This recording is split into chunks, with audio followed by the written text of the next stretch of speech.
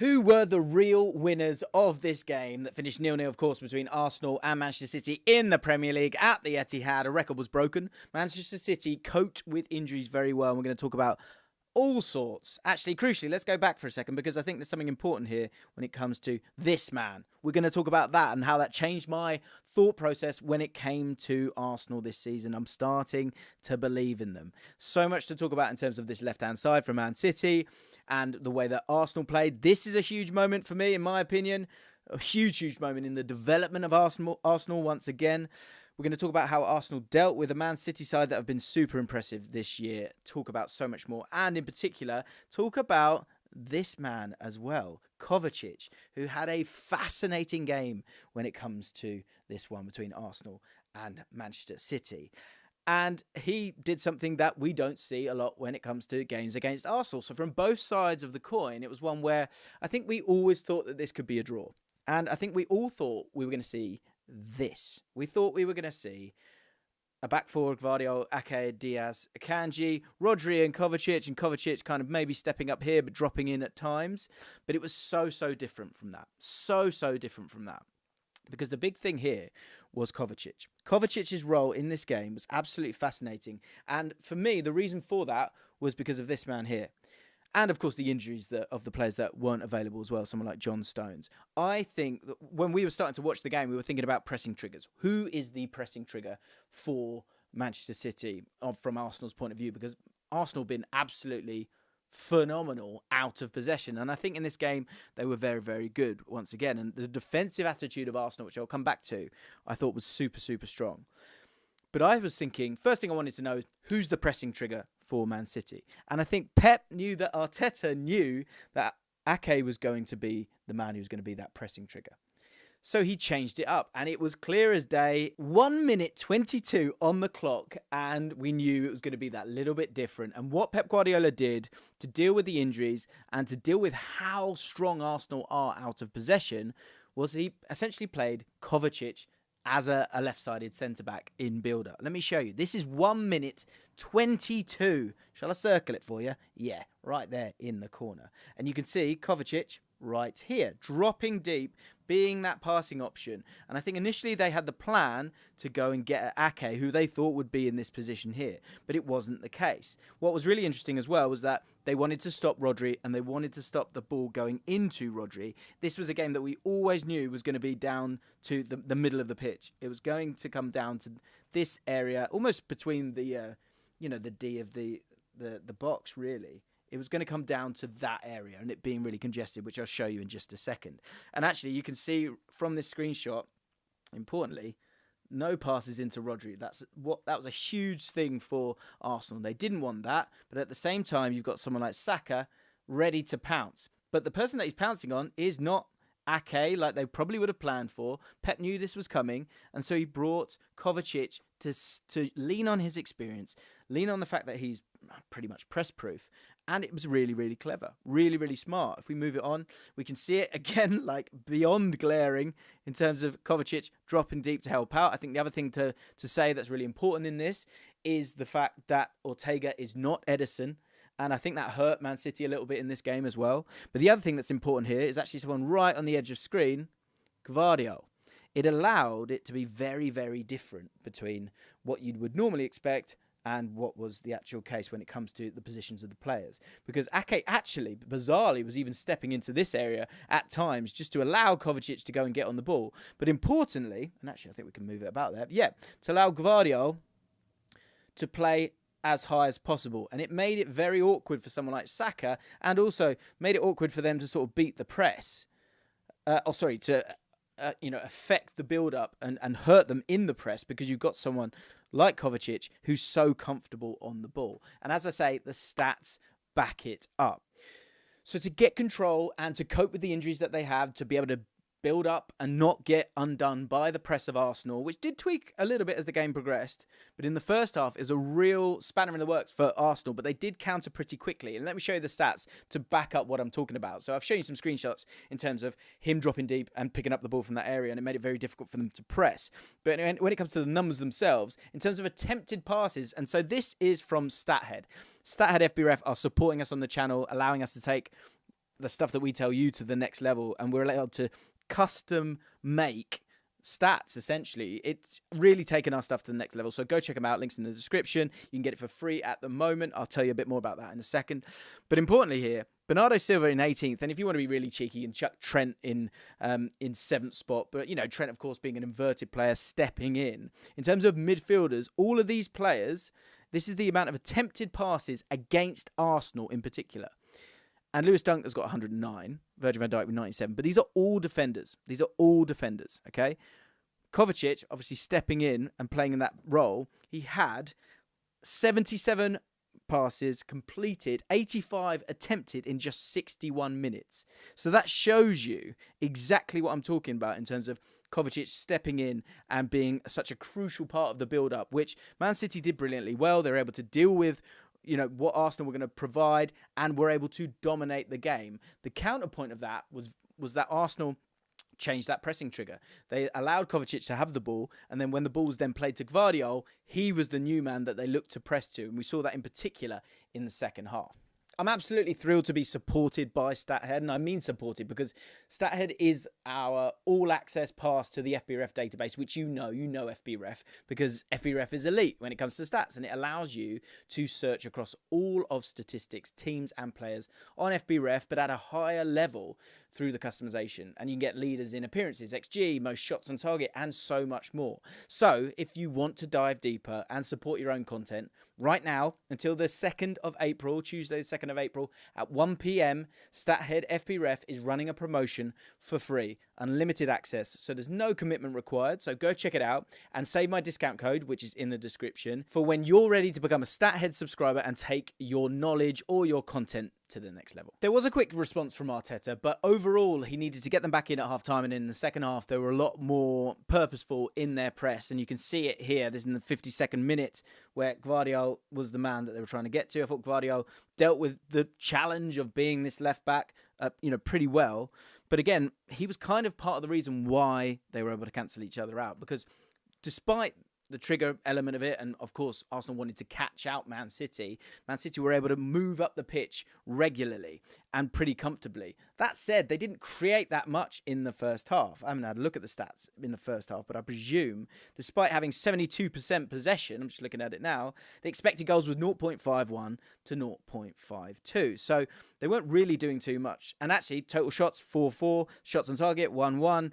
I think there was a chance from a set piece from Ake, but aside from that, not much going on. And the way that Arsenal were able to combat this Man City side was with the ability to stay super, super compact. Let me show you the average positions first and foremost to highlight that. And as you can see, Kovacic, very, very deep, and actually was even deeper. He's number 8 here, even deeper in the first half, the most deep of any Man City player. For Arsenal, you can see how compact. And actually, again, I looked at that screenshot after about 30, 35 minutes, and it was very, very tight and very, very narrow. The rule for Arsenal was you can go out wide if you would like to, especially when it's Akanji and Gvardiol, but we're not letting you come through the centre with the likes of De Bruyne and Bernardo Silva coming more centrally. Let me show exactly what I mean. This image here explains the game for me. First of all, Kovacic obviously getting involved in that deeper role, not playing that higher position that you would imagine like a Gundogan or something like that to play. But importantly as well, Gvardiol out here, out wide. But actually, once again, if we put everyone together when it comes to Arsenal, literally the entire team, the entire outfield team is there within the pitch. So tight, so narrow, so compact, and stopping them. If the ball went out wide, absolutely fine. No problem for them, because they knew that they could deal with the ball into the box, because they've got a defensive nous that I think we've seen all season, but in particular in these games, that has been so impressive. And it was something that Man City sort of, huffed and puffed, but did they really create that much? Not really. Here's another great example. You can't see, but behind me is Akanji, as far wide as possible for them. But Bernardo Silva, who's coming in and getting involved, didn't really want to sort of play that pass out to him, because ultimately, you're not going to go and beat the man there, and it was just very easy for Arsenal. It's kind of like they knew what they were trying to do, and in particular when it comes to Man City, Foden, De Bruyne, Haaland, and at times Bernardo Silva in there as well. it was so congested that they weren't able to get those passes through to them at any point. And if those passes came out wide, again, it was generally dealt with pretty comfortably. Question for you guys, because looking at this, you're trying to pick a man of the match for a game like this. I think it's really, really difficult. What I did have written down before the game was question marks. I had question marks over Kovacic, and we've spoken about his role and the amount of touches that he had in these areas, areas that are just not the exact same area. So it was a different role for him, and one which suited him ultimately, which was to keep the ball. He did brilliantly. Gvardiol, I think there was question marks over him. What would he do? Where would his role be? Would he be tight in here? Would he step in here? Overall, again, tidy, especially stepping into a game of this magnitude. And then on the other side, for me, Kivior, I felt like they didn't really get at him enough. He got taken off in the end. Tomiyasu came on. Doku came on, who I thought was disappointing. And aside from that, it felt like one for me where I'm sure there might be other players that you might want to kind of touch on. But certainly from an offensive point of view, I thought it was pretty basic. Saka struggled in this game. He wasn't able to bomb on as much as he wanted to. He was often coming in tighter. Ben White was trying to bomb on occasion, but overall didn't really do too much. And offensively, I thought everyone was struggling because I think they cancelled each other out and were coming from a defensive standpoint. I've got to say, I thought Saliba and Gabriel, it was the kind of game where you're going to be impressed by the centre-backs because again, they had a lot of protection around them, but they had to be brave. They had to, put their head where they had to. And Saliba, I thought, in particular, showed real grace and calmness on the ball when he needed to. I thought Jorginho, I think he had 6 passes maybe in the first half, which is not enough for an Arsenal midfielder. And in terms of the offensive side of the game, I thought it was really disappointing. The man of match was given to Saliba. One player that I want to touch on is Odegaard, because I thought Odegaard, from a leadership point of view, was really impressive. And I'll go to the screenshots now because there were 2 moments for me where I was like, this Arsenal side, defensively, their attitude is so strong that it keeps them in games. And if it keeps you in games and the opposition haven't scored yet, you're in a really good place, a really, really good place. And I thought Odegaard was the starting point for that time and again. And I want to show just a couple of examples of that. So, I mean, this is he is starting that press. He's reading that press, stopping it as well, time after time. But this in particular, so this was a corner in the 80th minute, of course, for Arsenal. Odegaard, who's supposedly this, soft attacking midfielder who gets on the balls and plays great passes. There was 1 or 2 solid passes from him. I thought there was moments when he could have been a bit better, but I thought Arsenal were pretty stunted going forward. But his desire and defensive nous to go and make this kind of interception, he shouldn't be there. He just shouldn't be there. And I think it speaks volumes. I really, really do think it speaks volumes for this side in terms of who they want to be and how they want to, get to the title. When we talk about bottling and not being switched on, it comes back to football IQ, and that comes with the ball, but also importantly without the ball. And I thought Odegaard was, from that point of view, I thought was absolutely outstanding. Absolutely outstanding. And I think with him and Declan Rice and Jorginho, in terms of that footballing IQ, I think you've got some really, really impressive players for against a team where, let's remember, this is Man City. This is a Man City side that, is a well-oiled machine who actually I think deserve huge credit for getting through the game. But I've got to put it to the comments, and in particular Man City fans, do you feel a bit clunky? The form doesn't feel totally right with Man City right now, in my opinion. And I think this Arsenal side is a different side to the one that they were before, of course. And they could have gone and won it.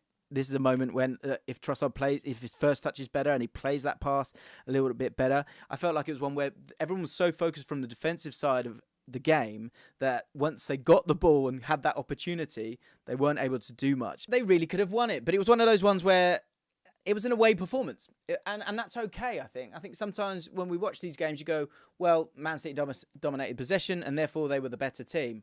I don't think that was the case. I think it was a very compact game, a very defensive game. They did cancel each other out, and that's one where Arsenal go away and actually hurt them with some of the dark arts. This feels like a really, nothing's happening kind of image to show. But this is a moment when I think Jorginho takes out one player, and then I think he gets up and takes out another player here. And then I think Arsenal make another foul here. And this again comes back to the feeling for me that this is not the Arsenal side of last year. And that Odegaard moment as well, in terms of him going, I can see what's unfolding here and I'm going to go and stop it. And doing that, the action speaking louder than words, it speaks volumes. It does for me. And so Arsenal here, I think, come out, when it comes to the real winners, you stopped a Man City side that 57 games on the trot have scored at home. And you've kept Kevin De Bruyne very quiet. I thought, again, he looked somewhat off the pace. I think in that congested pitch, I think he's really struggling right now. And I think not been found out. Of course, it's Man City, and I think they'll go on and will be able to kind of march past a lot of teams with the dominance that they have. But in this game, and I think the Liverpool game as well, have struggled a little bit. You know, Foden wasn't able to create too much. Arsenal locked them out pretty comfortably overall. Haaland had a very quiet game as well. So Man City, I think, deserve credit for coping with the injuries that they had, and they walk away with a draw, which I think, look, at home, ultimately, that can't be happening. And if you're going to go and march on, it's one of those ones where I just wonder about Man City. They don't totally feel right at the moment, but their fixtures look solid. But I think there are two real winners here. Of course, Liverpool, from points perspective and from coming behind in the game earlier in the day to go and win that obviously helps them out. But Arsenal, this is more than the point for Arsenal, in my opinion. It is, because you're expecting, you know, the house of cards to fall down if that is the team of last year. It's a different mindset. I think you saw it absolutely everywhere in terms of an attitude and a tenacity to defend, to find answers, to figure out a very difficult opponent, and to get that point and move on. Can they go and win those games is another question, and I'm going to be doing my final predictions on these three. I'm going to be running through the games. I'm going to be recording it in just a second after this. So make sure you're back here on the channel in the next couple of days to make sure that you see that. If you enjoyed this video, make sure you check out a video I did on the fixtures still to come. That's right here.